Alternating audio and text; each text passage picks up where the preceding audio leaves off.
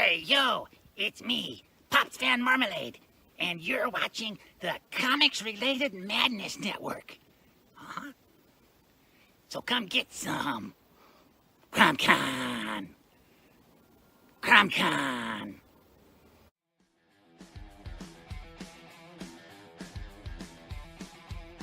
If you're a fan of comic books and comic book conventions, Daytona Beach Comic Con needs to be on your list of must-attend events. It's a show that actually focuses on comic books. Imagine that! This year's event is happening on Saturday, September the 6th, and Sunday, September the 7th. Silverline creators will be there, so we'll see you at the show. There's a new convention in town, and it's sure to be mega fun without the mega expense. Comics, toys, collectibles, pop culture. ShadowCon, Saturday, February 1st, 2025, in Orlando, Florida. Silverline creators will be there, so we'll see you at the show. If you find yourself in the Orlando area, and let's be honest, doesn't everyone come to Orlando for the House of Mouse? Head over to Coliseum of Comics to get your comic book fix. Be sure to check out their location on East Colonial Drive, where they carry a wide selection of independent comics, including Silverline books. Stop by and don't forget to tell them Silverline sent you.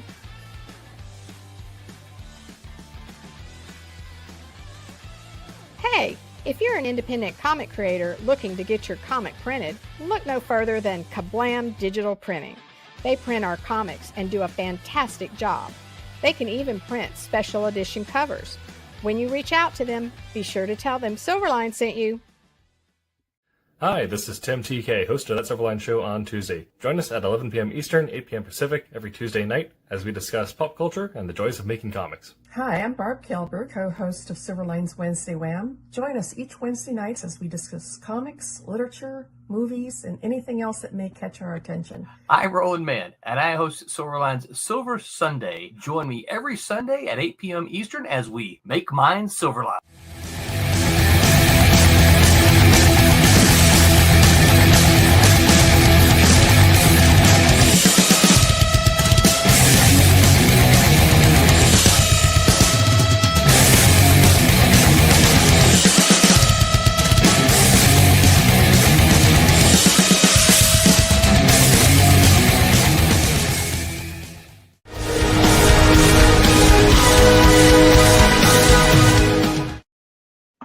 Hello, Internet, and welcome back to That Silverline Show on Tuesday. I'm your host, Tim TK, and I'm joined, as always, by David Rios. Hello. And Ron Fortier. Howdy, everybody.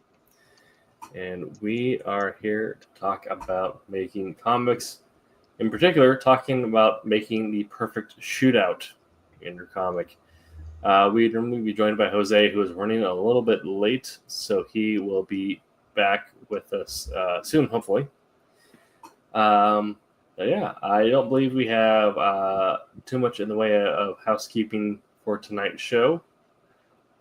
So we do have news that I believe next week we'll be getting ready for 2 weeks from now. We'll be getting ready for the launch of the new March campaign. I don't believe it's been announced yet, but if you're looking to get your pre-orders on the next Silverline book, we should have news for you then.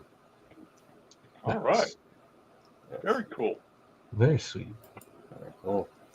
Like I said, we're going to be getting into crafting the perfect shootout tonight, and Ron managed to actually do some digging before the show and found a rather cool-looking painting that he wanted to share with us. So let me get that pulled up here.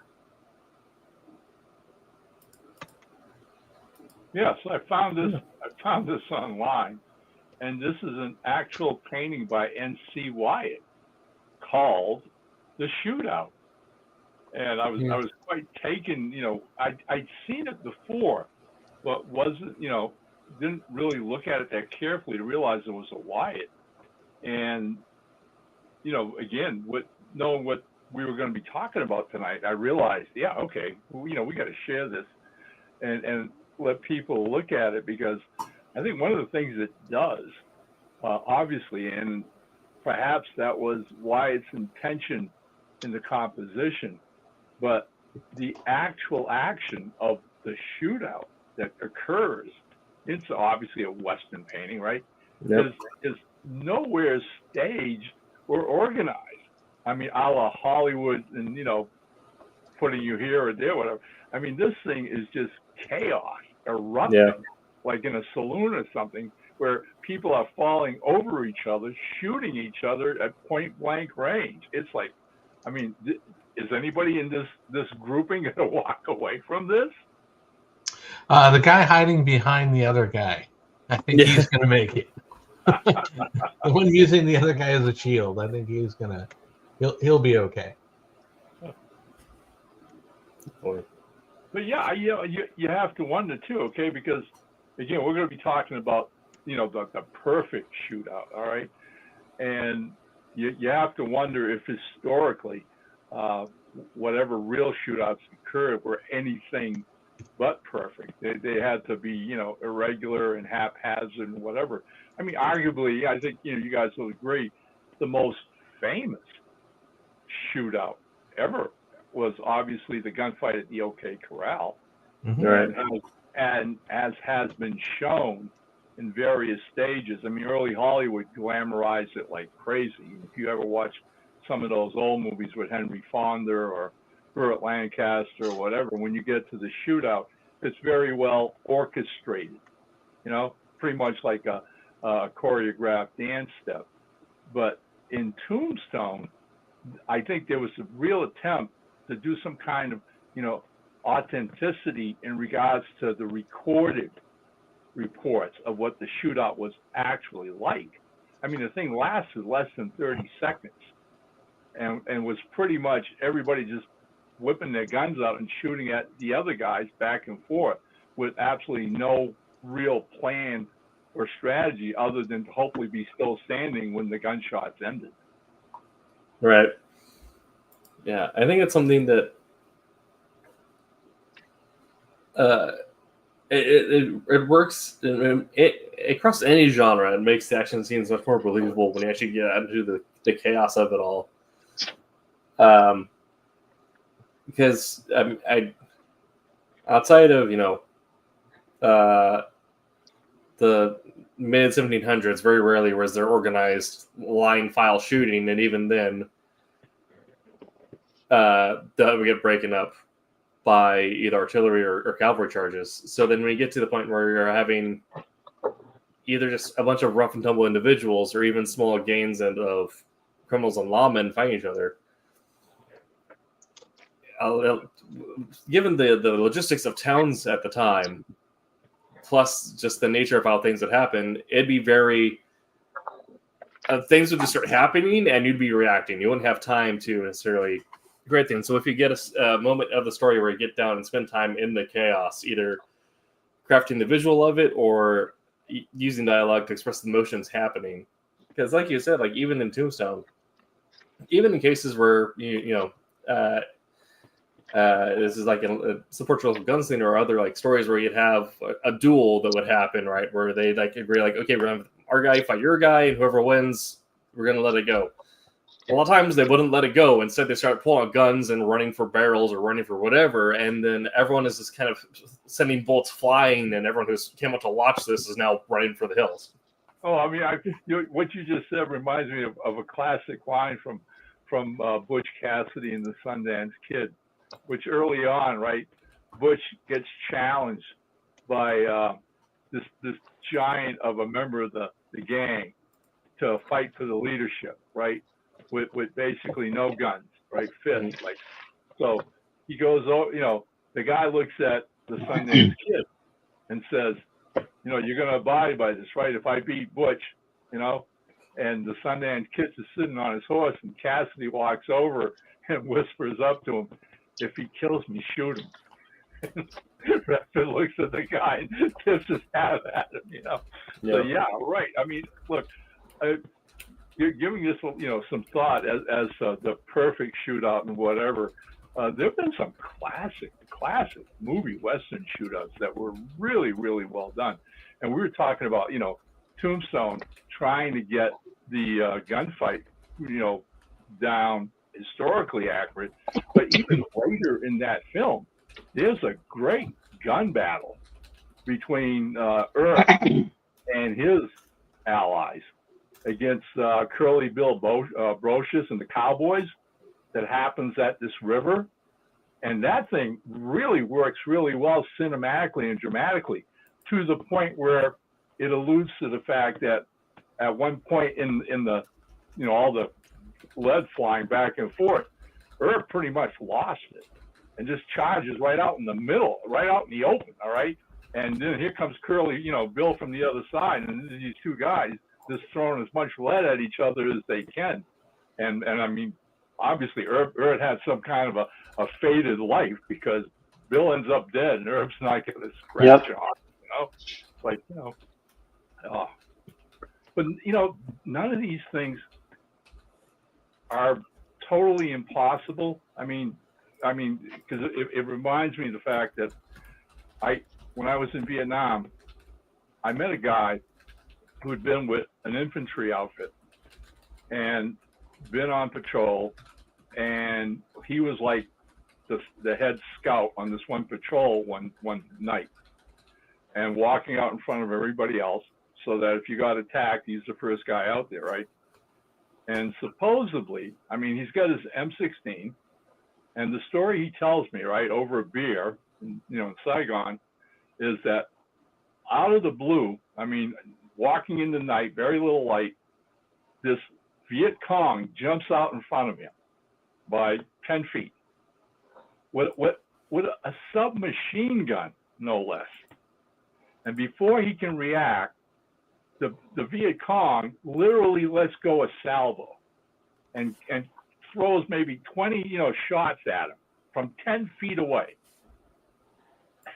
and misses every single one. So the GI just lifts up his M16, aims and shoots and kills the Viet Cong, right?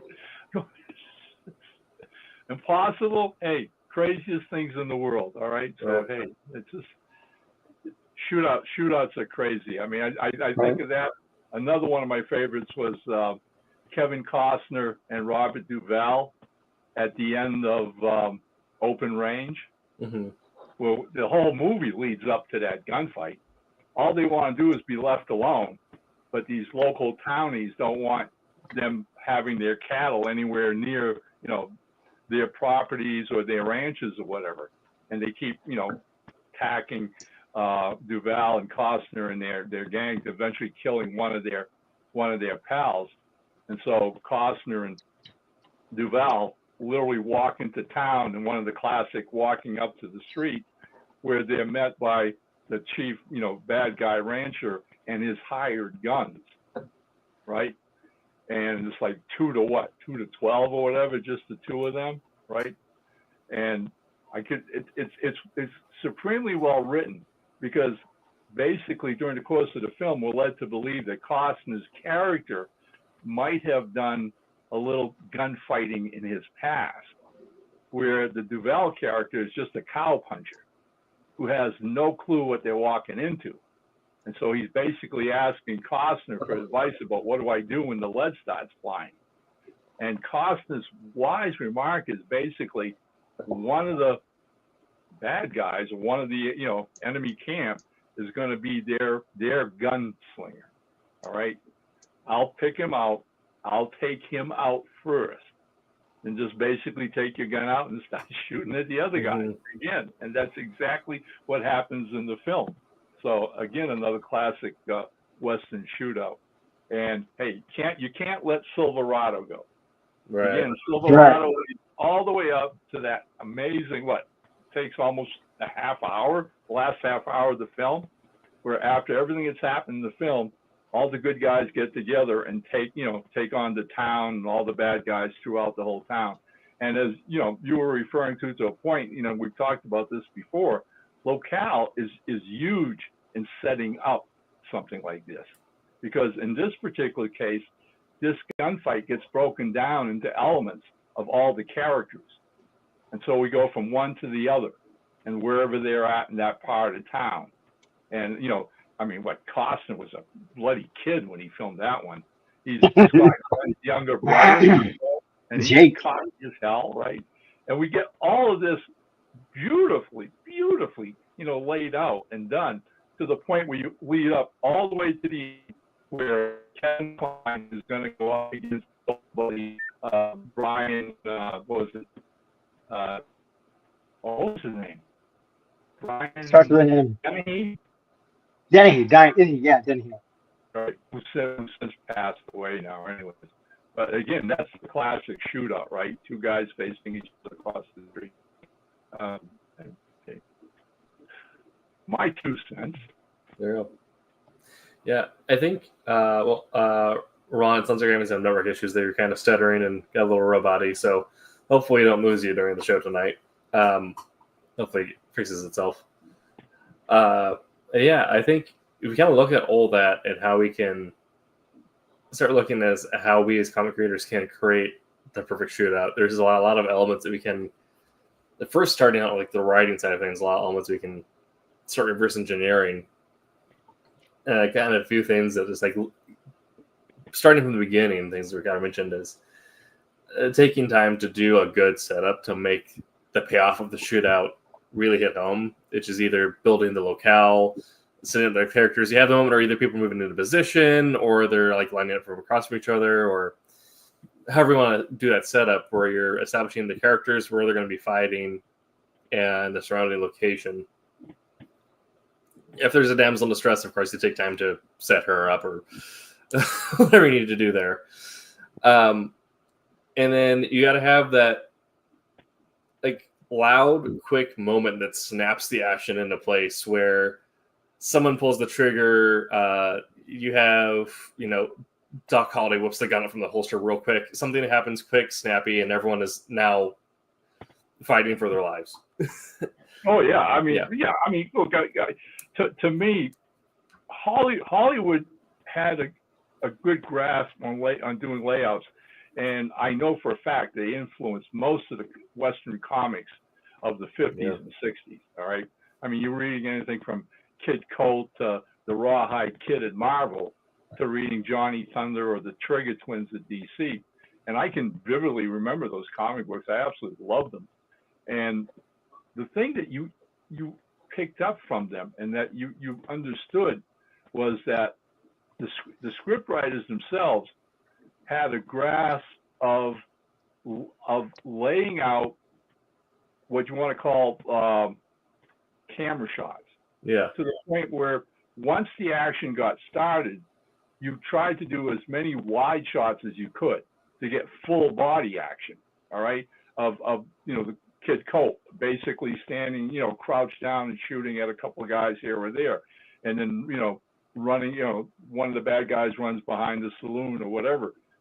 You would switch the camera movement from mid shots to where if something was getting really close and dramatic and somebody popped up, behind you and you spun around to shoot them, and all of a sudden the camera would go to the gun. The panel was shipped right to the gun itself. As we've seen the last couple of weeks showing what Zane Gain has done to Hamlet's End. There's a sequence in Hamlet's End where this guy rides up to Dallas out of the woods, and basically she's target shooting, trying to hit cans on a rock. And these are all fire shots where you see both of them. But as he rides up to her, he makes a comment to the effect of, well, let me show you how it's done. And the very next panel, Zane does this huge panel, which is, here's the guy, you're looking at him sitting on his horse, but the very next panel is his gun's already out in his hand and shooting. It happens like one panel to the next. It's like, let me show you how it's done. And suddenly there's this profile of this 45 blasting away, flames coming out of the barrel and whatever. And again, understanding that the more you switch camera shots, the more you switch middle ground, foreground, close-ups, the faster the action will pace up. Instead of getting static. The last thing you want to do in any action sequence, whether it's a shootout or a car chase or whatever that you're doing in a comic and graphic, the last thing you want is the same exact boring camera shot. from panel to panel to panel. The minute you start switching them up, the eye literally picks up that movement extra fast. Yeah, absolutely. And taking the time to like make those snap movements also adds to kind of the however you want to kind of, I guess, do the skill expression of your characters in the fight scene, right? How do you express their skill potential? Someone's, the fast gunslinger, like, you're probably not showing a lot of their movement in panels. Like, all their movement's happening in between panels. You're seeing them going from standing to firing to reholstering, or you might have a moment where you see them doing like a cartridge reload where they go from fire and then all of a sudden they're already slamming another like loader into the back of their 6-shooter. And then if you have a character who is supposed to be more of like the poncho of the group, where they're not the quickest one, but they're skilled. They might be taking their time. You're going to see a lot of their like movements in between stuff and whoever, and they might take a more methodical pace, however you want to do that. And then if you're someone who's completely unskilled in the fight scene, right, you're probably going to get a lot of things of them like in the draw action, or them halfway getting to something, or they're just now ducking behind a window. You're going to like, they're like, whoever is their movement is being captured by the panel, they're the ones that are moving the slowest usually, and a lot of scenes like that. Right. Yeah. And one thing I think we kind of hit on a little bit, but I think what really like can make a shootout hit home, we kind of hit on this with Tombstone, right, is that maybe like it's a 30-second action scene, but it feels paid off. But you have other fights where it takes several minutes to like the entire act to resolve the fight. Whatever the payoff of that gunfight is going to be, it needs to feel earned and have some sense in the world that you're building. Like, are these all hyper skilled gunslingers fighting across the street from each other? That's going to be over quickly, and there's going to be lots of bodies everywhere because everyone's hitting their shots. Or you might have a moment where there is a sniper in the bell tower in like the mission at the end of the road, and you're having to have someone there firing with a firearm, just trying to get them down while their buddies run along the outside of the town to get up behind them. And that might be a longer scene, but taking time to understand the pacing of your fight and give it the appropriate breathing room to make sure that the payoff that it resolves, you get the right emotional high and low. Because if there's a sniper there and he just gets picked off by some guy with a crack shot from down the road, unless that is the point, that's going to feel cheap. And if there is a bunch of skilled gunfighters who are shooting across from each other and no one's hitting their shots, well, now they're no longer skilled, because why is no one dying if they're firing point blank range, right? If you have everyone in the tavern, yeah, exactly. Either that, or they're using some of those the bad batch of Smith and Wessons didn't get rifled properly. I mean, the thing that I get a kick out of in writing anything, any kind of fiction, in storytelling, all right, whether you're writing prose or you're writing a comic script, right?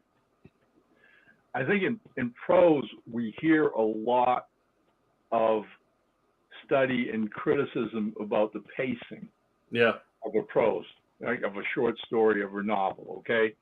How do you pace a novel? How do you keep the story going? You keep the interest of the reader. I mean, today, most books are bloated because the publishing business is such a ray, all right, that they want every penny they can get for their bucks. And so even thriller writers are told to pad their books. And so you're not getting just books that are, 300 pages or whatever. You're getting books that are 400 or 500 pages long, all right? And that adds an added challenge to the writer to keep that pacing going, to keep the reader turning pages, all right? We don't get that much discussion about that in writing comic scripts. And it's sad that we don't, because the truth of the matter is, and I'm sure you get it, Tim, is the idea that as you're writing a script, all right, and envisioning the pages in your head, there is a great sense of pacing. And as you talked about, all right, we writers do this thing in this action between the panels I call spatial editing, all right? It's basically, I've seen the whole scene in my imagination, but I'm going to leave that image out and put this one instead because I think this one is more dramatic. I'll leave that image out in the spatial editing as you write, okay? And depending on how you're writing it and what you want the visuals to be, you can create pacing. And that's what we're talking about. I mean, it'd be impossible, I think, today to sit down and try to write a Western shootout, all right, which would encompass maybe a couple of gangs, rival gangs in the same town, all right? And you're going to write this shootout with maybe, 10 guys on one side, 10 guys on the other side, right? Well, obviously, there has to be a point where you're going to want to do a build-up. You're going to want to create some tension. And then basically you get them out in the street and maybe there's some banter and words pass between people or whatever. But in the back of your mind, as you just alluded to, that the minute one guy draws a gun and fires one bullet, they're all coming out. Yep. And now you've got all these players on your field, on your chessboard, all in your mind. That's all the only place that exists, okay? And now you start setting them up. You start sending them here, sending them there, trying to remember this one, trying to remember that one, who got shot, who didn't get shot, who's still, on his feet and whatever, and going back and forth. Depending on how you write that, depending on what happens in every single panel, and they are so crucial in this kind of setting the pace, all right, is that you build a crescendo. Yeah. Of basically, boom, boom, and one guy gets shot. Boom, boom, another guy gets shot. Boom, boom, two guys get shot. Three guys, boom, boom, boom, until all of a sudden you build this big climatic finale where you're left with your hero and your lead, villain, the bad guy or whatever, and that's the way it should be. You know what I'm saying? Mm-hmm. So there's a way of creating pacing in what you do with the panels. And again, my thought and my feeling is, as I write, has always been, take that camera and move it. Keep moving that camera all the time. Never let it stay static. Absolutely. And there's something that that ties into how you structure that pacing and how you structure the sequence of events itself that has been stuck in my mind ever since I heard it. When I was down in Orlando, Benjamin Percy, who wrote a lot of Green Arrow, as well as a bunch of other thriller books, did a panel at, I think it was the community college at Cimarron there. And he said he has a catchphrase in his book called "Thrill Me," which I recommend anyone who wants to write action pick up. But his catchphrase is "always explode the helicopter." And the idea is that from classic 80s action movies, right, that helicopter always explodes, and you can apply that to any, does you have to have some sort of a big moment set piece in any action sequence that is supposed to be climactic. It doesn't need to be the climax of that fight itself. It could happen beforehand. It could happen afterwards. And again, it doesn't need to be a helicopter. It could be there's black powder barrels on the back of a cart trapped to some horses or whatever. And you could cart that just happened to stop right where exactly, And so you can put this anywhere in the fight, because that could be the moment where you might have the classic good guy gunslinger who's smarter than everyone else in the room, so he spots that black powder and he knows that he can knock the enemy force down by half if he just whips out real quick, hits it behind them, and now the explosion happens, the fight begins, and you're rooting for the good guys the entire time because they have this leg up, and so then you can. When the bad guy sniper starts picking off and even the field becomes even more gut-wrenching and tightening. You could save it for the end of the fight, where after everything has happened, they get the mistress of the night house onto the cart. They're taking her out, and they're running her out of town to protect her from the gang that's coming for protection money or whatever. All of a sudden, the bad guy, hits the black powder on the cart. It explodes, and it's this, your heart drops because you think that everything they just fought for has gone out the window.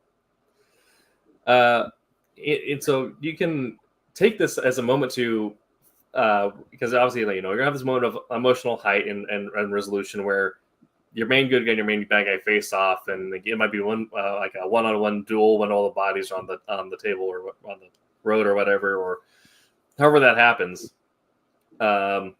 but can create an even more like dynamic emotional chain for your reader by having that exploding helicopter somewhere on either side of that. It kind of, yeah. Totally. And it doesn't necessarily need to be exploding helicopter too. It could be you have that fan favorite character, and you have something that is an emotional explosion where that fan favorite character is not necessarily the lead, but he's just someone that you've had in there for like every issue. He always has the good witticisms, things like that. And he gets caught reloading, looks up, and there's now a barrel that's taking up a full panel, pointing down at his face. You hear a bang, and that's the exploding helicopter, and just that moment of it's not the climax of the scene, but it's an emotional climax of the story itself. Right. Yeah. It's going to be like a bottle of olive oil is going to be the biggest explosion. That's it. I'm going to put that in every page I draw. Every time there's going to be fire, it's going to be a bottle of olive oil. It's going to be a huge explosion. Right. Oh, David, you're muted. Let me get you. No, I remember. Sorry, the cat was yelling. When I got the job to do Gene Roddenberry's Lost Universe, all right, it was one of those cases where, I mean, basically, here's a science fiction, series, comic book series, right? And at that particular time, when they launched the comic, Techno, they went and literally got a science fiction New York Times best-selling author who had never written a comic script in his life. So basically, I mean, this guy starts turning in pages, and they're basically all talking heads, all right? So that the artist, who's a professional, all right, after 2 scripts like this, right, just basically calling and screaming at the editor, all right, I'm off this book, okay, this is ridiculous, all right, you guys, I can't keep doing this. And so the offshoot of all that was, I get a call, right, because somebody at Techno, not that particular editor, the editor of Gene Roddenberry's Lost Universe was Jim Chambers, but a fellow editor was a good friend of mine. And so Jim had to be, probably in the break room one day having coffee, talking about how he's having to deal with this, this author writing these word-heavy scripts with no action, right? And they need somebody else. And so my good buddy says, well, hey, I know Ron Fortier. Here's his telephone number. Give him a call. So he gives me a call, introduces himself, tells me what's going on, right? And asked me if I'd be interested in picking up the series and taking it over.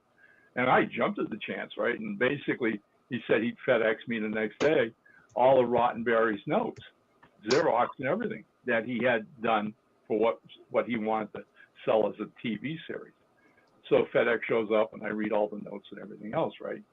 And per my discussion with Jim, that first phone call, and then the second subsequent one, when I called him the second time, I said, okay, I get what's going on here. I said, because he'd sent me the first 2 issues as well.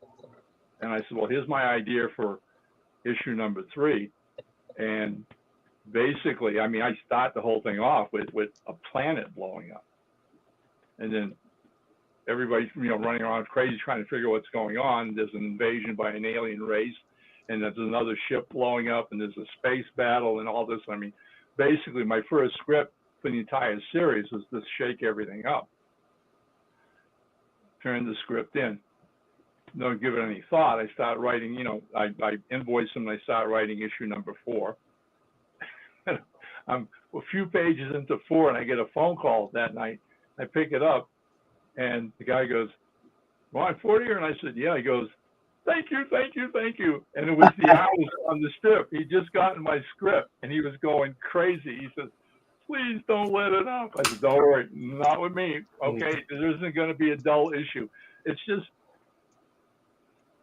when you do comics, there is a sensibility you have to get that they need to be visually exciting. Yep. I don't care what the genre is. I don't care if you're doing a love story. There are ways to make that visually exciting. There's ways, pirate stories, westerns, or whatever. Okay, but man, if you're going to saddle your artist with 22 pages of talking heads, might as well just write the book. Right. Why on earth do you want to make it a comic? It's not a comic. Yeah. I mean, that's the kind of the I'm not throwing shade at this book because I think it's genuinely a good book. I just think it's a funny example. If Archie can be visually entertaining and find ways to have dynamics in their visuals, then you can take your action comic and make it visually dynamic. Exactly. That's what I was alluding to. Okay. I mean, Jack Kirby drew romance comics. Yeah. Right. At the start of his career, he drew tons of romance comics. All right. But I guarantee you, none of them were boring. Mm-hmm. Okay. I just there was a way to tell a story visually. And that's what we're talking about. And I'm sure David and Jose have a better grasp of that than you and I, Tim. All right. But again, those are tools of the trade. Yeah. All right. And when I'm working with a professional artist, and again, Rob Davis is a great example of that. All right. Is that I try to make sure I have a good balance of action sequences amidst talking head sequences. Mm-hmm. And I have no trepidation about giving Rob a talking head sequence because he's been at this long enough to know how to make even those look dramatic and exciting and continue the pacing. That's we'll pass it on to our artists here in a second. But yeah, speaking of Rob Davis, and to that point, with our upcoming Dracula, even to a point where if you read Dracula, that is you're reading 260 pages of a man's slow descent into madness in the midst of this gothic horror. And so a lot of it is internalized from the perspective of like one of three characters. That doesn't sell well visually. So I still wanted to have internalized storytelling, but the great thing about comics is that we have captions we can work with. So you can internalize in the captions and then have your artists visualize the changing of scenes, the changing of psychology as things go along. And so you're not having the same character in the same room for 5 panels. They're moving about the world around them, or the people are moving around them. Be dynamic with it. So Rob Davis did a great job with that. And I'm super stoked for that later this year. But Jose, David, as sort of the more visually minded of us on the comic couch, when it comes to the visuals of a great shootout, like the perfect shootout, what are some things that come to your mind? What are things that you want to illustrate or work on, or how do you want to go about building the visuals of a great shootout? Strategically place bottles of olive oil.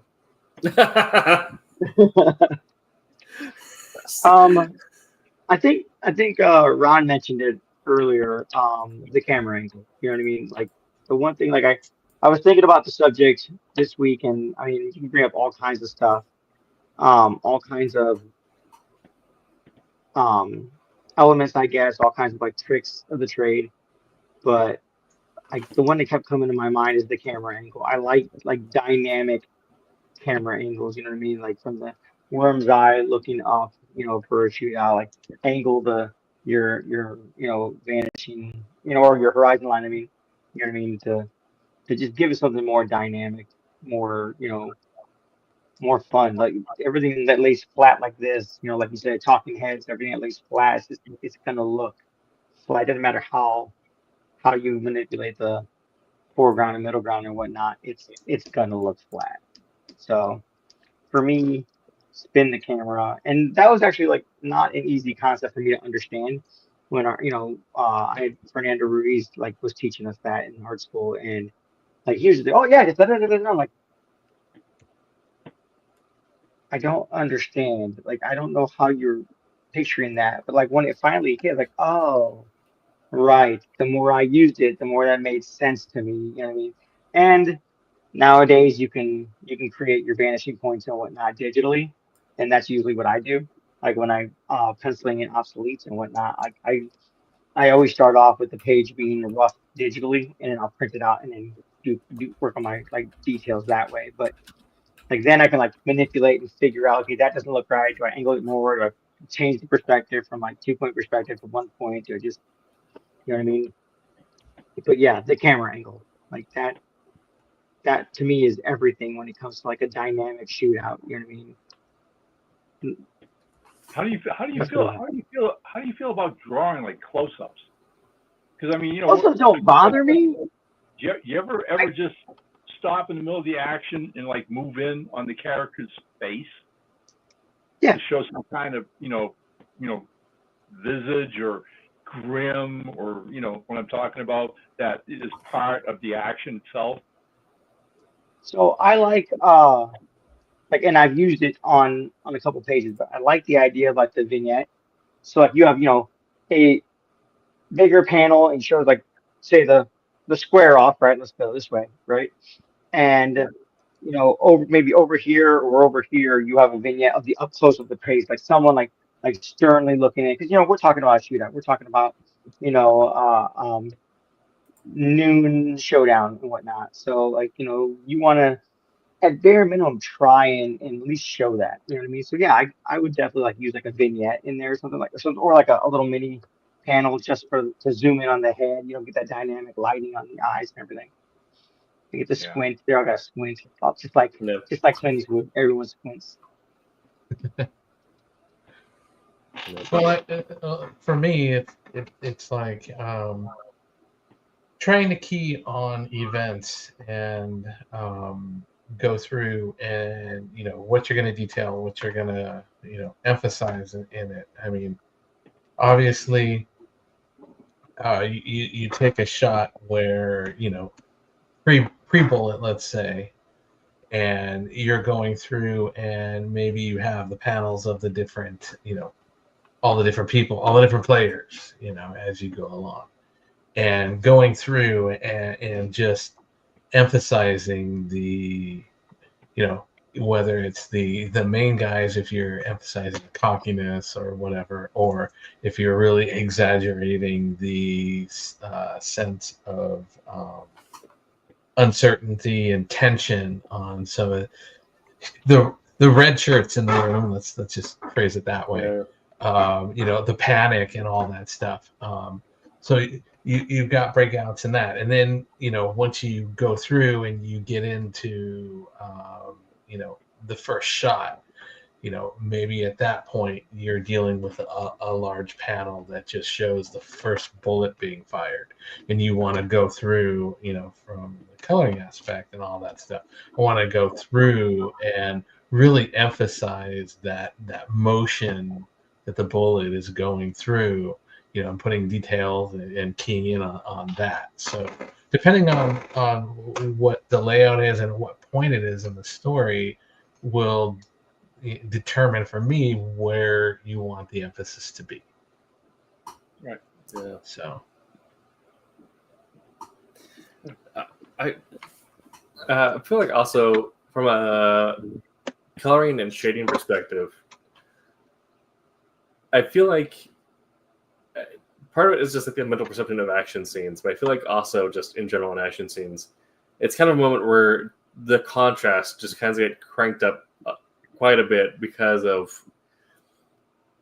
like either explosions have a background or just you're drawing so much attention to these action sequences, to the movement throughout them, the points of being dynamic, that you're going to have quite a few moments of heavily darkened background or foreground, depending on what this panel calls for, or elements that are kind of done as almost like straight black, like it's a wall behind someone and they're pulling around to shoot at someone down the road, right? So when do you find that some of that is intentional or like is unintentional, where you're just find yourself subtly making things more intense, like coloring wise, or how much of that are you being hyper specific with where you're placing colors, how you're adjusting the rendering, things like that? Well, like I said, it all depends on what you're trying to get across. So, you know, if you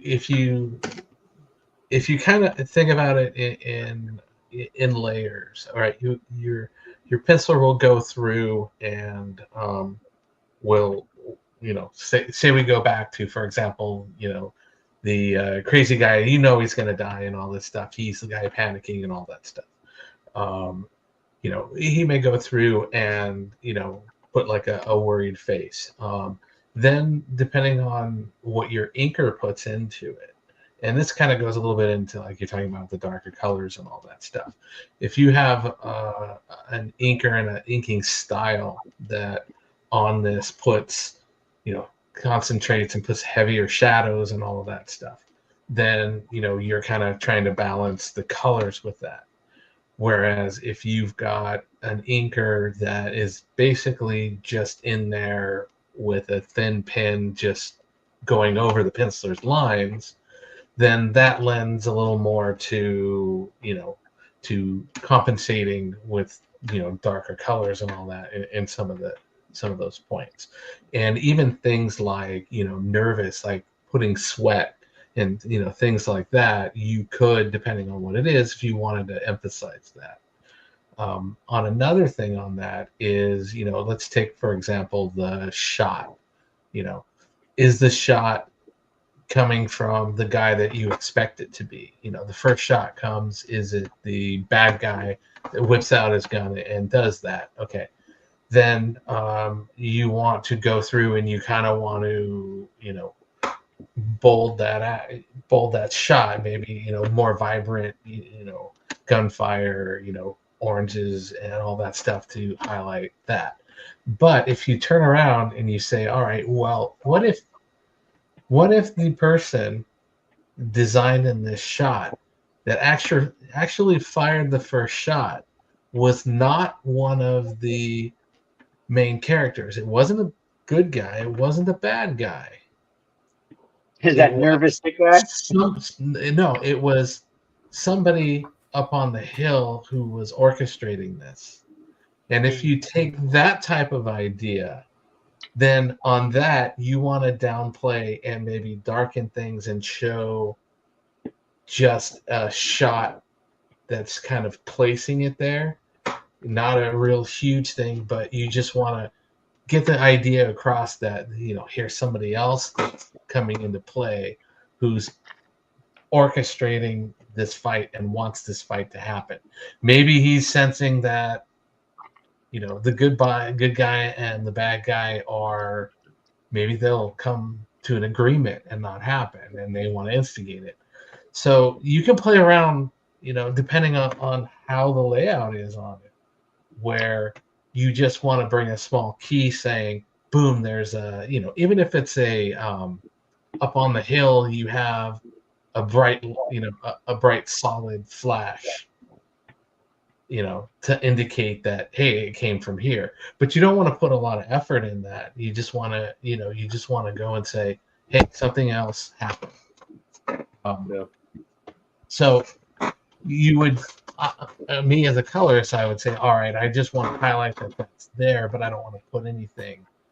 Whereas in, like I said, if it's the good guy or the bad guy, you want to do that. And I think the picture that you had, that Iran suggested at the beginning, that really goes through and kind of shows that, because there is that utter chaos, and going through and adding to that chaos is a lot of the vibrant shots and all this, and the color adds to the chaos of the scene of this guy, his gun is this way and all of that. So you can really play into that picture. You got a lot of the smoke, for example, but it's a lot of bright smoke and all that, because it really wants to draw your attention to the shots and where things are going. So I think that that can help. As a colorist, you always want to augment. You don't want to overwrite what the the artists, the penciler and inker and all. And in this case, the painter set it all up. You don't want to go and contradict what is being put across, in the scene. You just want to augment it one direction or the other. Yeah. If that makes sense. Absolutely. That's my take on it.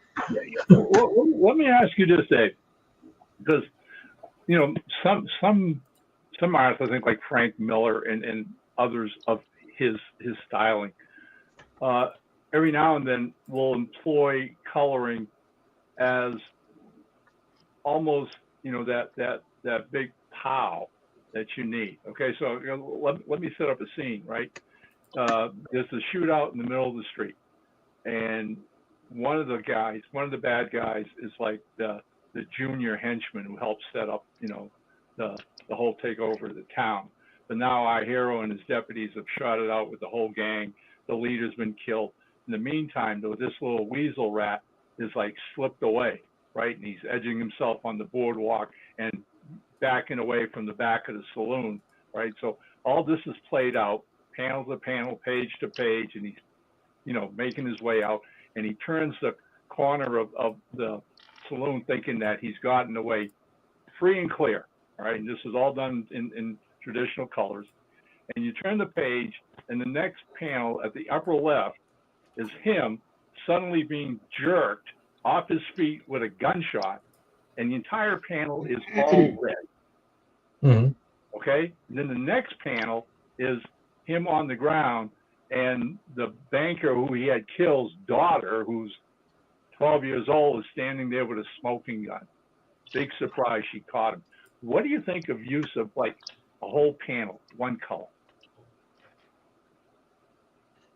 I think that can make a big statement, depending on how you want to lay it out. To me, it's that surprise element. You know what I'm saying? No, I understand that. I know that some comics, for example, will use a single use of a color. So that red that you're talking about, maybe you're dealing with a panel that's mostly gray tones and stuff like that. The scene is that way, and then for this particular panel, you're using red. Well, if the design of the book is they wanted more a monotone, a flat panel red, then I would, you would almost have to do cuts on, where you're putting those solid blocks. But if you have something where you're dealing with a mixture of tones of red, then how I would lay that out is if I was strictly dealing with reds and degrees of red, is obviously at the point where the shot would be fired, I would concentrate and use my more intense red in that and bring it out and spread it out towards him. Yeah. But it is a thing, and when I think of Frank Miller and a lot of his stuff, and I also think of some things that Jim Lee did for a short period with his Death Blow book and all that, was they both had a really good use of black and white tones, right? Blocks of tones and all that, and there was minimal color in a lot of the stuff that they did, like the Sin City and the Death Blows and all that. Right. But it was a really good concentration on how they saturated their areas. And I think in this shot that you're doing, that's the first thing that I'm thinking of is your saturations and where things are going. Are there, like splatters, gunfire splatters or things like that. So that would be my take on that. All right. I guess this will be something that both of you can hit on, maybe more so Dave, because you have, oddly enough, you have some very specific experience related to this question I'm about to ask. But when it comes to, the classic shootout, there's the stereotype, right, of the shootout at sundown, right? Sundown, they meet on the street, guns come out, that'll deal, right? Mm-hmm. And so that can go from doing day to dusk to night fighting as like one sequence. And I think I recently I've become more a fan of the I guess Square Enix night fighting gradient of the blues to the dark yellow. But I guess for both of you guys, if you're doing kind of a and I asked this, David, because you have done a night fighting cover, which is I don't know how many shades of gray you used on that, but for Kalis. But when it comes to doing a fight scene that can go on throughout the changes of time or changes of how the visuals of the room are going to look at a basic level, right? Going from day to dusk to night. How might line weights change, or how would you handle like hashing, and then also how would you adjust your gradients so you don't lose the action, but you still get that change of time happening? Well, one of the things I would look at is I would try to picture where is the sun in this process of going down, and that I think can go and play. So, maybe your shot of the two facing each other is more of a straight on shot, where I would see something where you're starting to see the dark blues and things coming in. You're seeing more of the warmer colors and yellows and things towards the bottom as it's transitioning down. But depending on what the scene is you may have to take a look and see if you now have a panel where you have a particular user that's at an angle, like one of your gunfighters is behind. You may, based off of where you think the sun position is, you may nudge that a little bit, and maybe what you're doing is carrying behind them more of an orange or something like that, because the sunset is maybe it's behind them, maybe it's bouncing off of a building or something like that. So going and if you're properly going and laying it down, you're trying to go through and see and visualize where things are, and then go through and set those up in those panels depending on what's around in that. And then you also have the things of maybe maybe you tend to warm up your antagonist and cool down. Maybe you catch a little more of that sun going down, it's a little darker, so you kind of tone down your bad guy, because you don't want your bad guy to be the bright and whatever and warm fuzzy guy. You want it to be a good guy. So playing around with that, timing and all that is something I think that can really affect that, and shadows and all that. Not so much from a colors point of view, the hashes and all that. That's just the tones and all that. A lot of the hashes and the line weights and ink weights obviously are coming. Those are all coming from the penciler and the inker putting theirs in. So let me turn it over to Mr. Fuentes over here to put his. Strategically placed jars of no wait. I'm ready to skip right now. Right? So depending on what the script says, and I as an artist absolutely love it when the writer tells us what time of day is it. Well, I mean, this whole discussion. I mean, as a writer, I'm sitting here listening, thinking to myself, well, wow, I fit that into a script. I mean, I would definitely fit that into a script where it's on sunset, all right, and you've been called out to a gunfight with your enemy in the middle of the street. Well, I'll tell you what, I'd make sure the sunset was behind me. Right. Because those last rays of sun shooting up past me, I'm just going to be a black silhouette to my enemy who is in bright sunlight in front of me. All right, I've got the advantage. It's almost like dogfighting in the air during World War I and II. Always have the sun at your back. Make sure the sun's in your enemy's eyes, not yours. There you go. They're all connected. Right. Well, as as an artist, sometimes we have to be told that. 'Cause sometimes we don't realize that. Because I've colored, I think it was like it's a whole book, but it was like 3 pages that I colored, and then the writer hit me. Was like, "Hey, by the way, it's just supposed to be at night." Oh, let me redo this. Can I just slide the hue and saturation bar? Would that help? No, it doesn't. I gotta redo it.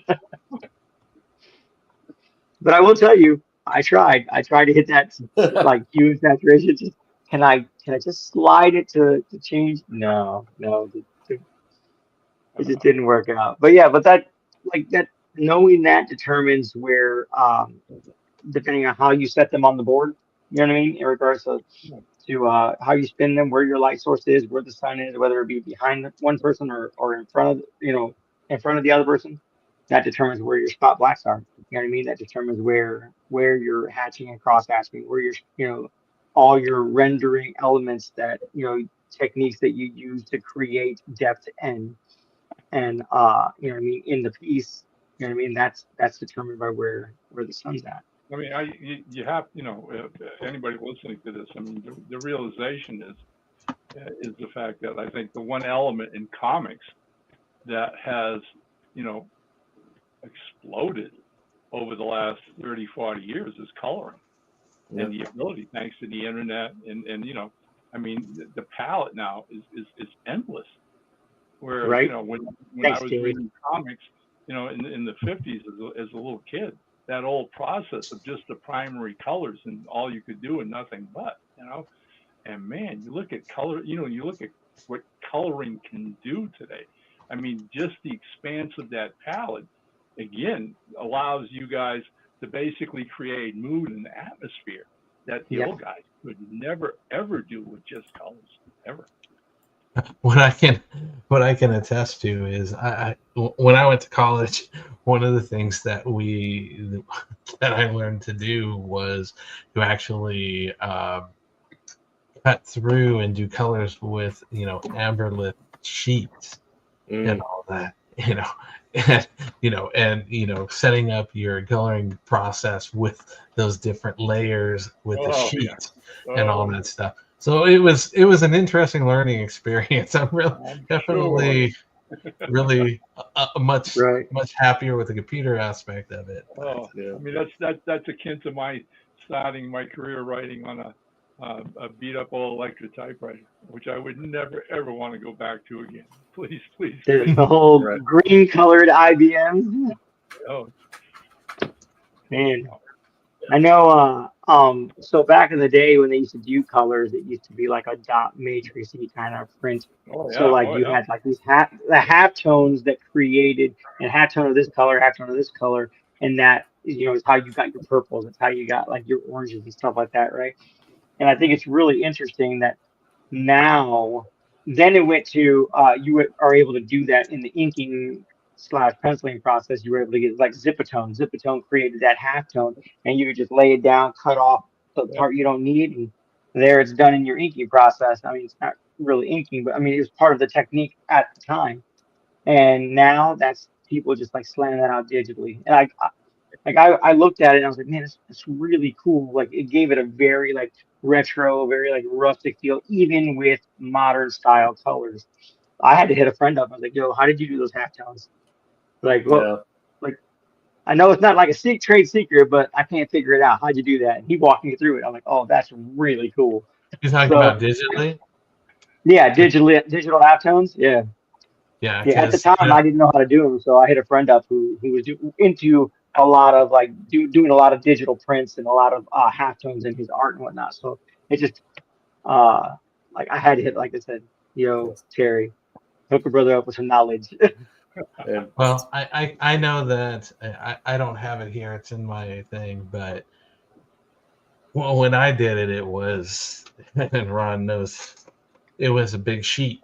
Oh yeah, I mean, and it was the tool that had a ball on one end and then had a kind of a blade on the other that you would go through and you would transfer and do all that, and you would cut your lines and do all that stuff. I mean, so the greatest comic book coloring goof story in the world is the Green Hulk. Yep. Okay? Yep. He was supposed to be gray. But somebody screwed up the sheets, and when they got the proofs back, all right, like about a couple of weeks before the book's supposed to be in distribution, he's green. And old Stan Lee sits down and immediately rewrites some of the captions to the effect of, well, the radiation in those first 2 issues hadn't completely finished changing him. Right. Yeah. And there's that goof, and then he's green from then on. But that was just mixing up the sheets, mixing up the overlays. All right, and the printer didn't know. Here we go. So yeah. Yeah, the printing process is definitely something.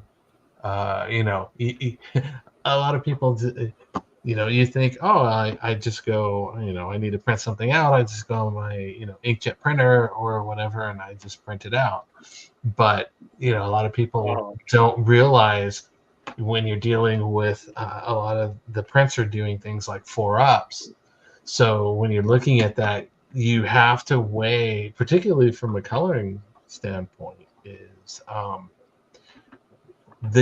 page that you're working on now and another page that you did further in the book may be laid up next to each other, and in trying to get things lined up and matched and all of this, that the printer may go through and boost the colors, or desaturate the colors based off of what panels are, up against each other, and all that. So if you heavily do one, that can influence your other pages. So there you go. The random white pages in Blood and Steel, the old skateboarding zine, was because the Kinko's guy just randomly run out of ink. So the people were warning that. It was like, all right, it's a white page on 22. I remember those midnight runs that Kinko's to do punk zines. Yeah.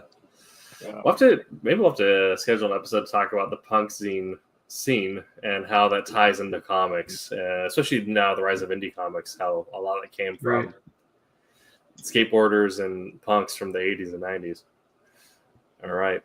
Well, this has been That's Our One Show on Tuesday. Speaking of halftones, your homework for this week, I'm assigning homework now, is to put together a 5-point gradient using 3 tones. We'll be back next week talking about how to create great character moments. So after we discussed shootouts, we're going to talk about how you earn those shootouts, how you earn those high action payouts by getting good scenes where your readers can really bond with your characters, understand them, develop attachment. Make sure to check out Wednesday Wham and Silver Sunday, 8 p.m. Eastern, those respective days. But until next week. Yep, gotta find it. There it is. Make mine Silverline. Hi, I'm Greg Horn. Make mine Silverline.